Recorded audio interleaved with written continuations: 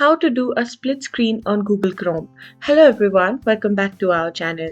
In today's video, I'm going to show you how to do a split screen on Google Chrome. It's super easy and I'll guide you through it step by step.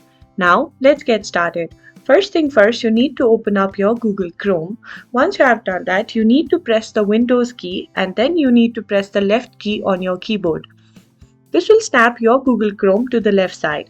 Now, as you have done that, you can see the several options that you can put on the right side of your screen. Now, if you want the same Google Chrome to be on the right side of your screen, you need to click on plus icon over here and then you need to create a new tab. Once you have done that, you need to simply drag the new tab and then you can release it on the right side of your windows. And that's it. On the one side of the Google Chrome, you can use any website that you want, and on the other side, you can use another website at the same time.